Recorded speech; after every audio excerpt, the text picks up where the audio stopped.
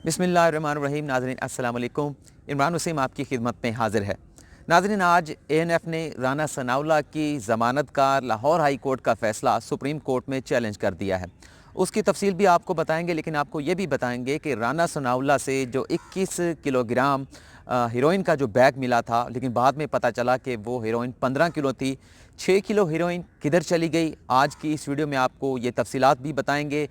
तफ्तीशी ने राना सनाउल्लाह से क्या तफ्तीश की थी और राना सनाउल्लाह का फ़िज़िकल रिमांड क्यों नहीं लिया गया था, ये भी आपको डिटेल बताएंगे। और मंशियात का मुकदमा जो बनाया जाता है उसमें क्या प्रोटोकॉल्स होते हैं, क्या पैरामीटर्स होते हैं जो फ़ॉलो किए जाते हैं, वो भी आपको बताएंगे। और इसके अलावा कल जब कौमी असम्बली का इजलास चल रहा था, शाहिद खाकान अब्बासी भी मौजूद थे अपोजिशन चैम्बर में।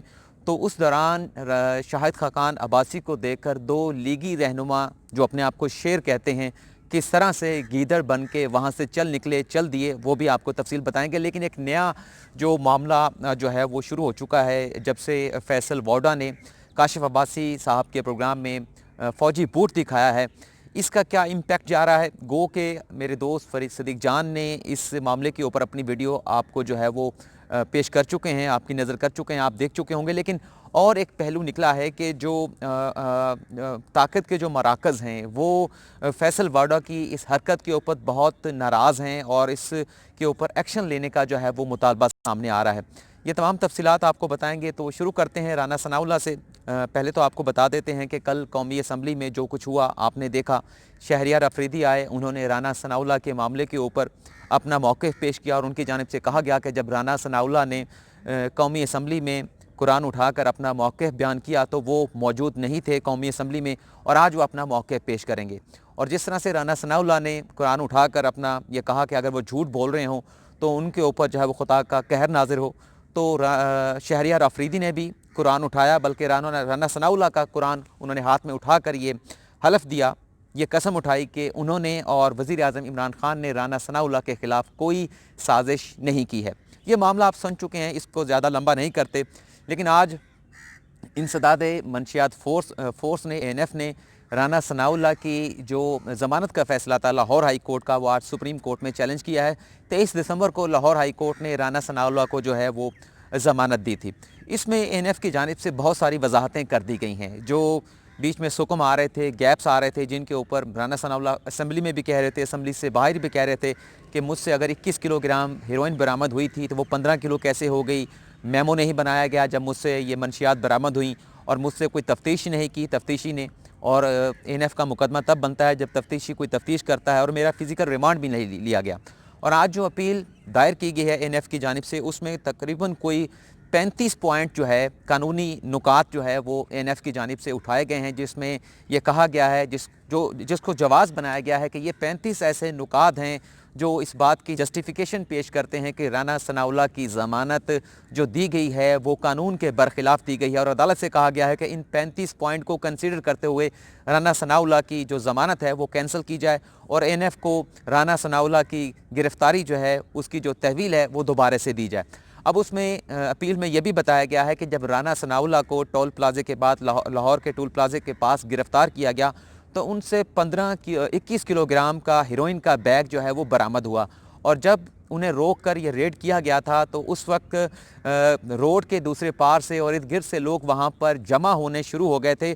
तो वहाँ पर जो पीस था उसका नुकसान पहुँचने का ख़दशा था।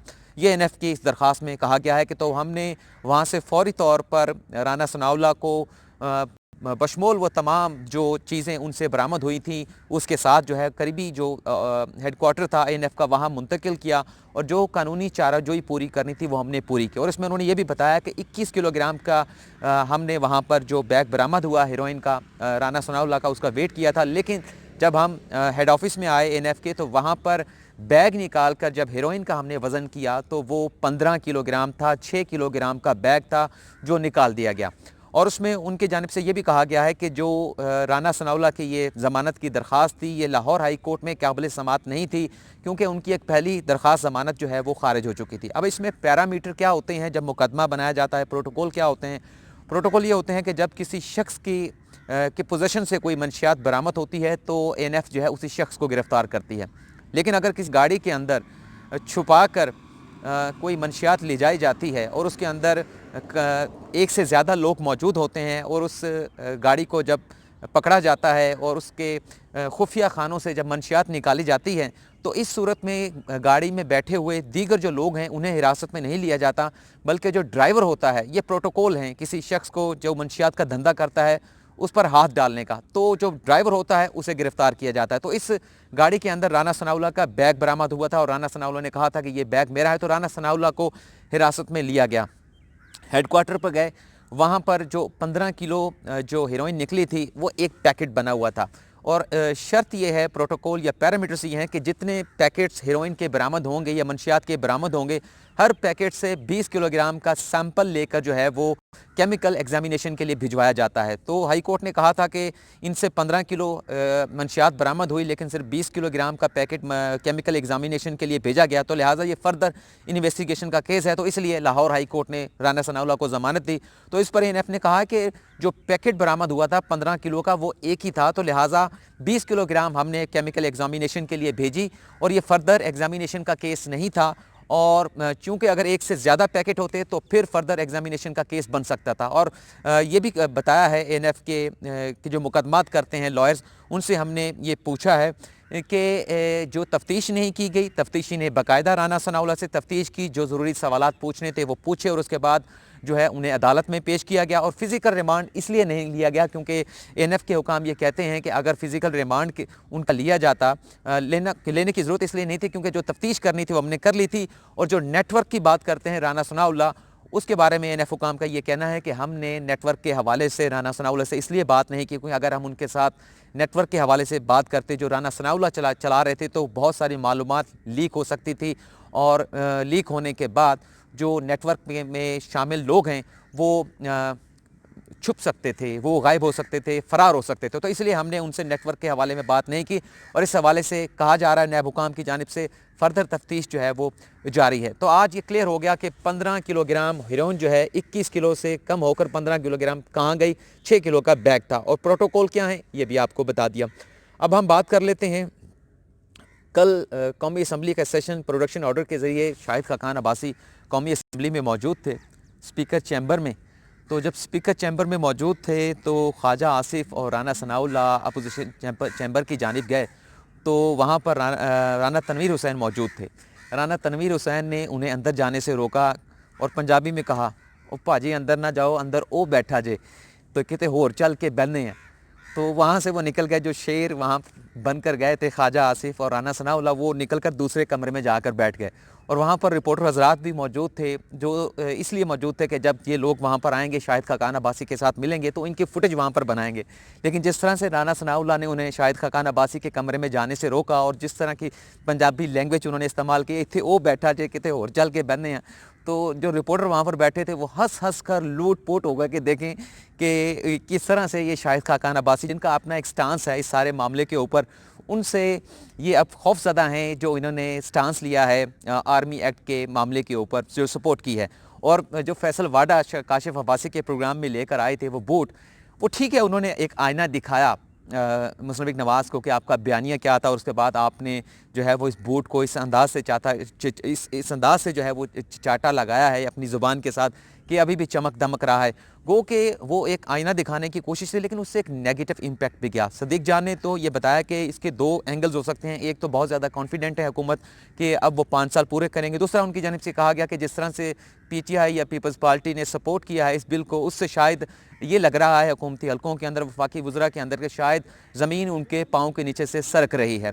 लेकिन इसका जो इम्पैक्ट गया है वो हम आपको ये बताते हैं कि जो आर्मी के रिटायर्ड अफसरान हैं उनकी जानिब से कहा गया कि ये जिस तरह से बूट दिखाया गया, मेज़ पर रखा गया, उसके साथ चाय का कप भी था, पानी का गिलास भी था, उससे ये तासुर दिया गया, बल्कि ये तासुर ये गया है कि फ़ौज के ख़िलाफ़ घिनौनी साजिश हुई है, फ़ौज को बदनाम किया है। गो उनका मकसद कुछ और था लेकिन इससे तासुर कुछ और गया। और उस रिटायर्ड आर्मी ऑफिसर जिनका नाम राजा वसीम है, ट्विटर पर उन्होंने ट्वीट भी किया है, उनकी जानिब से ये भी कहा गया कि जो पीटीआई की हुकूमत आई है इसकी गवर्नेंस की वजह से, और ये बिल्कुल फैक्ट बात है, अगर हुकूमत कुछ डिलीवर नहीं कर पा रही, जिस तरह से वादे किए गए थे, जिस तरह से ऐलानात या मंशूर पेश किया गया था, उस तरह से हुकूमत की गवर्नेंस नहीं है, उस तरह से डिलीवरी नहीं है, तो लोग अगर बराह रास्त बात कर रहे हैं तो फ़ौज पे बात कर रहे हैं, फ़ौज पर तनकीद कर रहे हैं। फ़ौज के हवाले से ज़ुबान जो है वो अब्यूसिव किस्म की इस्तेमाल की जा रही कि जो ये तब्दीली आई है, जो लोगों के लिए मुश्किलात पैदा हुई हैं, इसकी ज़िम्मेदार फ़ौज है। तो इस पर उन्होंने कहा कि एक तरफ तो रिटायर्ड फ़ौजी राजा वसीम साहब ने कहा कि एक तरफ तो ये लोग डिलीवर नहीं कर पा रहे, और जब इस किस्म की हरकतें करते हैं, बोट लाकर उन्होंने रख दिया और तासुर ये दिया गया कि फ़ौज जो है ये सब कुछ करवा रही है, तो इससे लोग पहले फ़ौज को जो है वो अब्यूसिव लैंग्वेज उनके खिलाफ इस्तेमाल कर रहे हैं, तमाम तर तबाही का, मुआशी सियासी का फ़ौज को ज़िम्मेदार ठहरा रहे हैं। तो इस तरह का मकसद, इस अंदाज से बूट को मेज़ के ऊपर रख कर उस प्रोग्राम के अंदर ये फ़ौज को बदनाम करने का एक और तरीका जो है वो हुकूमती वफाकी वज़ीर ने ढूंढ निकाला, और इसके ऊपर एक्शन होना चाहिए और इससे बासपुर्स जो है वो होनी चाहिए। और अगली अपडेट ये है कि मरीम नवाज़ का नाम जो है, जैसे आपको बताया गया था कि वो ईसीएल पर डाल दिया गया, जावेद लतीफ़ का डाल दिया गया। अब ये कहा जा रहा है कि जैसे ये बात दुरुस्त है कि जब से नवाज़ शरीफ की वो तस्वीर सामने आई है जिसमें वो लंदन में बैठे चाय या खाना पीना कर रहे हैं, वज़ीर-ए-आज़म इमरान खान ने तो इसका नोटिस लिया और कहा है कि फ़ौरी तौर पर जो जितने भी चैनल्स हैं उन्हें एक्टिवेट किया जाए और नवाज़ शरीफ को बाहर लाने के हवाले से जो है वो इक़दामात किए जाएँ। यास्मीन राशिद से भी कह दिया गया है कि रिपोर्ट्स मंगवा लें नवाज़ शरीफ की सेहत के हवाले से। रिपोर्ट्स आ चुकी हैं और केस की समाअत होनी है लाहौर हाई कोर्ट में। नवाज़ शरीफ का जो मामला जिसमें उन्हें बाहर जाने की इजाज़त दी गई थी 20 जनवरी को, तो जो रिपोर्ट्स के ऊपर पंजाब हुकूमत की होम डिपार्टमेंट की रिपोर्ट होगी वो 20 जनवरी को लाहौर हाई कोर्ट के सामने रखी जाएगी। लेकिन कुछ ये खबर दी जा रही है कि मरीम नवाज़ अब ब्लैकमेल कर रही हैं कि उन्हें भी बाहर जाने दिया जाए, वरना जो डील हुई है वो उसका भांडा फोड़ देंगी। तो ये किसी तरह से इसका कोई मंतक नज़र नहीं आती कि वो जो डील उनके बड़ों ने की, उनके चचा ने की, उनके वालिद ने की, वो किस तरह से उस डील को जो है वो उसको डिस्क्लोज़ कर सकती हैं। उसका नुकसान किसको होगा? वो अपने फ़ायदे के लिए अपने वालिद नवाज़ शरीफ को या शहबाज शरीफ को नुकसान कभी नहीं पहुँचाएँगी। तो ये एक बेबुनियाद किस्म का जो है एक ख़बर या क्या से राही आप कह सकते हैं सामने आई है। बहरहाल आज लाहौर हाई कोर्ट में मरीम नवाज़ का नाम ईसीएल से निकालने के हवाले से मुकदमे की समाअत हुई है।